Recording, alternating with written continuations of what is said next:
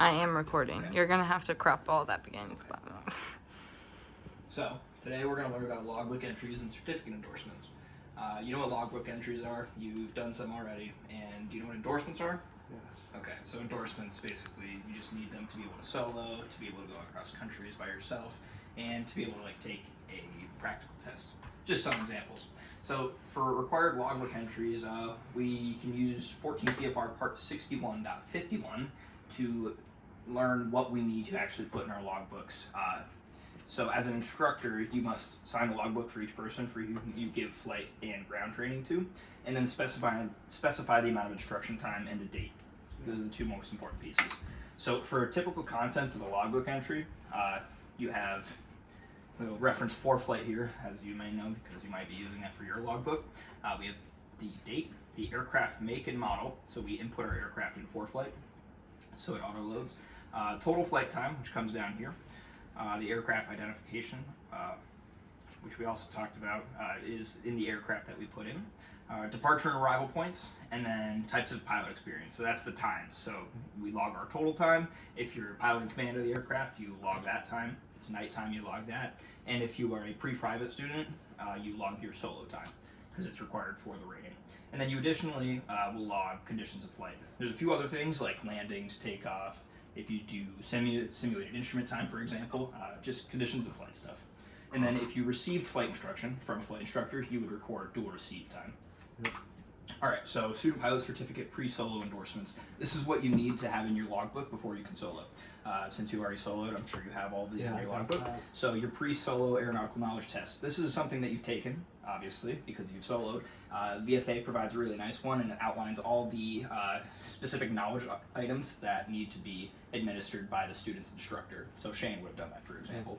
It covers a variety of topics listed in 61.87b for the requirements. Then you need to have your pre-solo flight training done. So that's just like any flight training that you've done up to the solo point.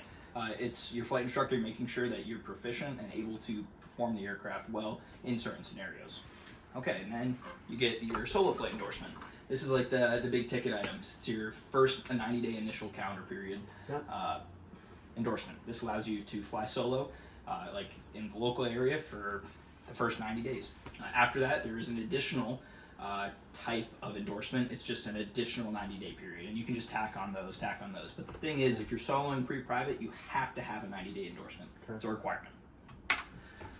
Now, if you want to go do cross-country flights, the biggest thing is you have to have specific airport identifiers for each cross-country flight. Like you can't just say, okay, I want to go do a 50 nautical mile cross-country, just go. You have to be endorsed for your departure and your destination airport, and you must go between those 2 points, nowhere else. So do you have to fly there first with your instructor? Not necessarily, but it's a really good idea to. For one of my long cross-country ones, I'd never been to the airport before, but we had talked about it and looked at the airport. So then you also have your associated endorsements. So it's solo cross-country flight and then solo cross-country flight. There's two different ones. This one is given following a review of the student's flight plan. So this is the actual flight, and then this is what the instructor will give you once they've reviewed your flight plan and made sure that it's what you need to do.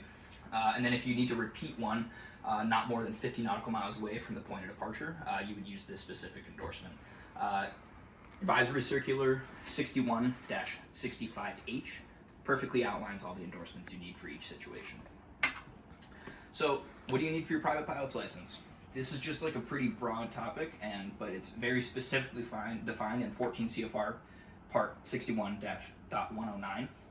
We'll just outline some of them. You need 40 hours of flight time at a minimum. And all be all, you need it. At least 20 of those need to be with an authorized instructor. 10 of those need to be solo. You need a 3-hour cross country, at least 3 hours at night, and 3 hours of instrument time. Like I said, there's more regulations defined in 61.109. All right, so what do you need for the check ride? So as a initial check ride, you need quite a few things. Which are these. So your prerequisite for the practical test, that means that your instructor has verified that you've gone through all the required flight ground training needed for the actual flight test. It's basically saying, hey, my student has gone through all this stuff, he's ready for this. It's part of the recommendation. So then there's the review of deficiencies on the airman knowledge test. This is the rating you're taking. Yeah. So unless you get 100, well, even if you get 100, you still have to have this certificate. That's basically your flight instructor saying that he's gone over everything that you missed on the written and made sure that you understand the materials and cleared any deficient areas that you might have had. Then you have the actual aeronautical knowledge test. It's like saying you've done the test. I probably should have put these in this order in the slideshow, but this is to take the aeronautical knowledge test and then review the deficiencies. And then, so flight proficiency, this is kind of like the prerequisite.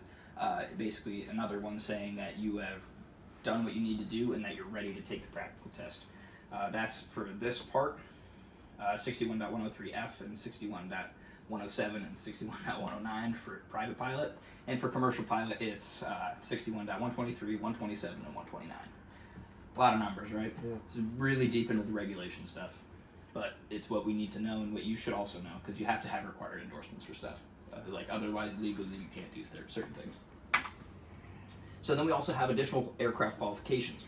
So this is like once you've got your private pilot's license, even once you got your instrument rating, for example, but you haven't flown a tailwheel or a complex or one of these aircraft, you need additional endorsements to fly these. So I have my complex because we got it in the Aero. I don't have any of these other ones, but what it requires is ground and flight training and then an endorsement from your instructor who conducted the ground and flight training to be able to be certified for those.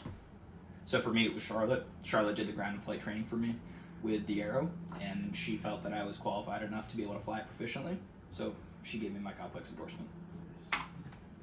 All right, and then another thing that we're required to talk about is a FAA flight review.